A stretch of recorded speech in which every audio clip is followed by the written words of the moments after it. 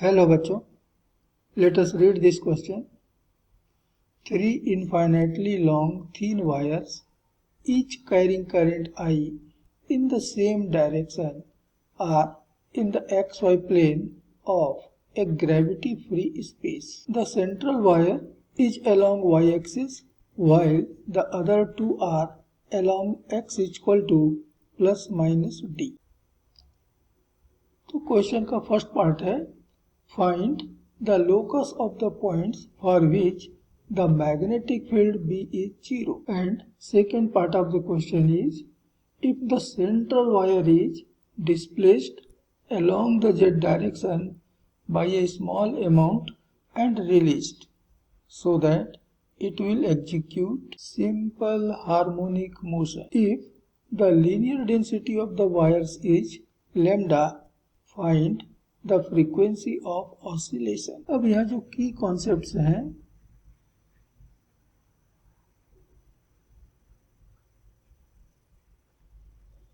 उसमें से पहला है first magnetic effect of current.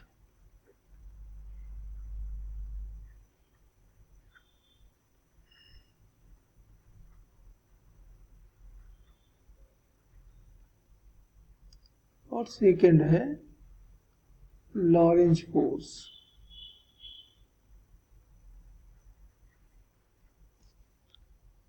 तो हमारे तीन लॉन्ग स्ट्रेट वायर हैं, इन्फिनिटली लॉन्ग स्ट्रेट वायर हैं, जिनमें से एक वायर वाई एक्सिस पर है अर्थात x इक्वल टू 0 की पोजीशन पर है, दूसरा x equal to plus D और तीसरा x equal to minus D पर है।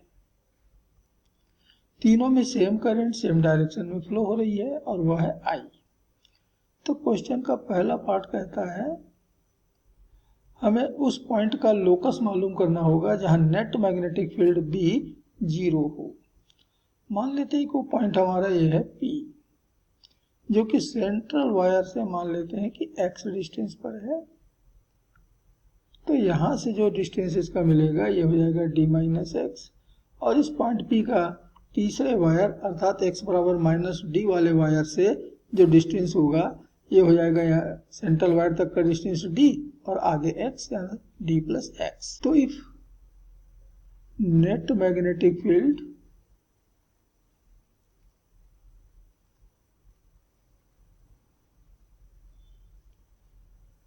एट P इज 0, तो निश्चित रूप से B1 और प्लस B2 अर्थात P के लेफ्ट में जो दो वायर हैं जिनमें करंट फ्लो हो रही है उनके मैग्नेटिक फील्ड का सम B1 प्लस B2 ये बराबर होना चाहिए राइट में जो वायर है उसके करंट के कारण प्रोड्यूस होने वाले मैग्नेटिक फील्ड B3 के बराबर होना चाहिए, तभी P पर मैग्नेटिक फील्ड 0 मिलेगा। तो B1 की वैल्यू होगी mu naught I upon 2 pi और डिस्टेंस जैसे भी हमने डिस्कस किया d plus X, plus B2 होगा mu naught I upon 2 pi और यहाँ से डिस्टेंस है x is equal to mu naught I upon 2 pi और डिस्टेंस यहाँ से है d minus X. Mu naught I upon 2 pi पूरे इक्वेशन से कैंसिल हो जाएगा, तो हमको बचेगा 1 upon D plus X plus 1 upon X equal to 1 upon D minus X. LCM ले लेते हैं तो आ गया d plus X into X, sum निकालें तो x plus d plus X is equal to 1 upon D minus X. Cross multiplication कर दें तो d plus X into X बराबर d प्लस 2x, ये d और x प्लस एक्स हो गया, लेफ्ट का numerator 2x into D minus X. Bracket open करें तो dx plus X square is equal to D square minus dx plus 2dx minus 2x square. So we have dx plus X square और ये minus 2x square इस तरफ आ गया तो हो गया plus 2x square is equal to इधर बचा डी स्क्वायर और 2dx में dx घटेगा तो प्लस dx, तो ये dx और ये dx तो कैंसिल हो गया, तो हमको मिल रहा है 3x square is equal to D square and therefore x is equal to plus minus d upon √3.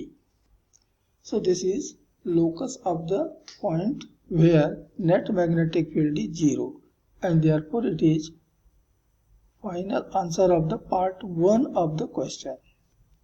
तो क्वेश्चन के पार्ट 1 का आंसर हो गया x is equal to plus minus D upon √3, ये लोकस हमको मिलेगा. तो क्वेश्चन का जो सेकंड पार्ट है कहता है if the central wire is displaced along the Z axis by a small amount and released so that it will execute simple harmonic motion if the linear density of the wires is lambda, find the frequency of oscillation. तो हमने ये बीच वाले wire को अर्थात इस central wire को out of the plane, Z direction किधर होगा, आउट ऑफ द प्लेन होगा. ये तो जहां रखे हैं वो तो एक्स वाई प्लेन है, ये एक्स और ये वाई, तो जेड होगा आउट ऑफ द प्लेन. इस डायरेक्शन में हमने इसको थोड़ा सा डिस्प्लेस किया है और फिर रिलीज किया. तो हमें पहले तो प्रूफ करना होगा कि इसका मोशन SHM है और फिर उस SHM का फ्रीक्वेंसी मालूम करना. तो यहाँ हमने सेंट्रल वायर को जो x बराबर 0 पोजीशन पर था, इसको हमने z डिस्टेंस से थोड़ा सा डिस्प्लेस कर दिया है, जहाँ पर कि z ये बहुत छोटा डिस्टेंस है कंपेयर टू d. तो x बराबर माइनस डी पे जो वायर है इसमें जो करंट फ्लो हो रही है और जेड पर जो बीच वाले वायर में जो करंट फ्लो हो रही है तो सेम डायरेक्शन में है, तो दोनों एक दूसरे का अट्रैक्ट करेंगे. अट्रैक्शन का फोर्स मान लिया F है, तो ये वायर राइट वाला वायर भी ऊपर वाले वायर को अट्रैक्ट करेगा by the same force F. अब यदि ये एंगल हमारा थीटा है तो इस F का कंपोनेंट इधर हमको मिल जाएगा F cos थीटा, और उसी तरह से यहाँ पर भी हमको F का ऐसा कंपोनेंट मिलेगा F cos थीटा, और ये दोनों एक दूसरे को कैंसिल कर देंगे. जबकि दूसरा कंपोनेंट जो होगा F sin थीटा, और दूसरे वाले का भी इधर ही मिलेगा F sin थीटा. ये दोनों सेम डायरेक्शन में होंगे, तो जो नेट फोर्स यहाँ पर हमको मिलेगा F नेट, ये बराबर मिल रहा है 2F sin थीटा. ध्यान देना कि ये डिस्प्लेसमेंट हमने ऊपर की तरफ दिया है पॉजिटिव जेड की तरफ, तो ये फोर्सेस जो हैं वो नेगेटिव जेड की तरफ है, डाउनवर्ड हैं, और इसलिए नेगेटिव होंगे, ये नेगेटिव फोर्स होगा. अभी चीज और ध्यान देना कि एंगल भी आपका थीटा होगा, तो यहाँ से हम इस ट्रायंगल से हम साइन थीटा की वैल्यू भी मालूम कर सकते हैं.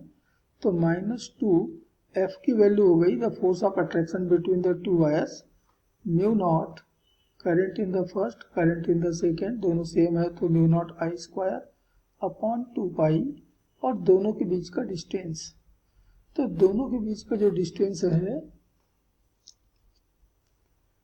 ये डिस्टेंस ये हो जाएगा D square plus Z square का रूट, तो root of D square plus Z square into sine theta हमको मिल रही है Z upon root D square plus Z square perpendicular upon hypotenuse. हमने पहले ही कंडीशन कहा हुआ है कि Z is too much less than D, तो जेड स्क्वायर जो है वो डी स्क्वायर के कंपैरिजन में नेग्लिजिबल होगा. तो since Z square is negligible compare to D square, तो net force on the wire is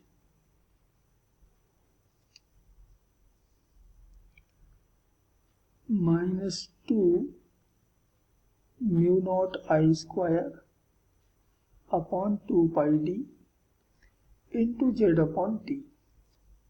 क्योंकि जेड स्क्वायर को नेग्लिजिबल मान लिया तो डी स्क्वायर का रूट बचेगा डी, यहाँ भी डी स्क्वायर का रूट आ जाएगा डी। तो net force on the central wire is equal to -2 mu naught I square upon 2 pi D square into Z. इतना नेट फोर्स हमारे सेंट्रल वायर पे अप्लाई हो रहा है। and therefore acceleration of the wire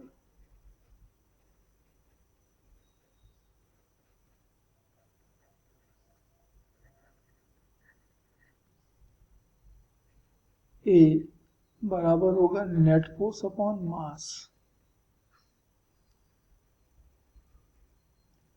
ध्यान दीजिएगा कि ऊपर हमने जो फोर्स कैलकुलेट किया है it is for per unit length, और पर यूनिट लेंथ का जो मास होता है इसी को हम कहते हैं लैम्डा। तो हो जाएगा एफ नेट अपॉन लैम्डा। तो हमको मिला -2 mu naught I square upon 2 pi lambda into D square into Z. इतना एक्सेलरेशन मिला। अब ये इतना जो है क्वांटिटी जो मैंने ब्रैकेट में रखा है ये तो पूरा का पूरा कांस्टेंट है। आई कांस्टेंट है, लैम्डा कांस्टेंट है, डी कांस्टेंट है, यहाँ से 2 कैंसिल भी हो रहा है। और यदि पूरा का पूरा कांस्टेंट है therefore A acceleration A is proportional to Z means displacement. और जब भी एक्सेलरेशन डिस्प्लेसमेंट के प्रोपोर्शनल होता है तो वह मोशन होता है simple harmonic motion, and therefore it is a simple harmonic motion. ये सिंपल हार्मोनिक मोशन है and therefore it is proved. ये प्रूफ हो गया कि हमारा सेंट्रल वायर का मोशन जो है वो सिंपल हार्मोनिक मोशन होगा। हमें इसकी फ्रीक्वेंसी भी कैलकुलेट करने के लिए कहा गया है। तो since acceleration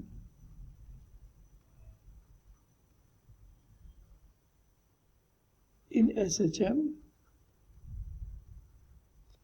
simple harmonic motion में जो एक्सेलरेशन होता है ये होता है A equal to minus omega square Z. मैं यहाँ डिस्प्लेसमेंट को जेड ही ले रहा हूँ। तो ये हमारा इक्वेशन नंबर 1, ये हमारा इक्वेशन नंबर 2। दोनों को कंपेयर करें तो हमको ओमेगा स्क्वायर की वैल्यू मिल जाएगी। So from equations 1 and 2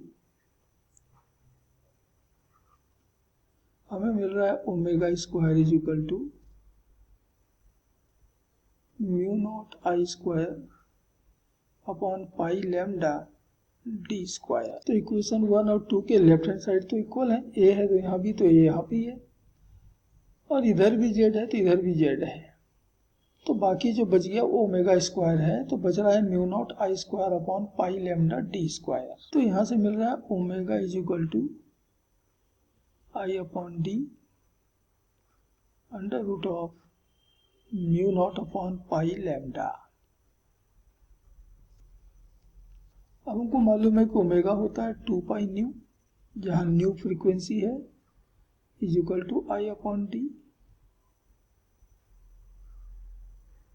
into under root of mu naught pi lambda, and therefore frequency nu of this motion is I upon 2 pi d into root mu naught upon pi lambda, and this is answer of the second part of this question.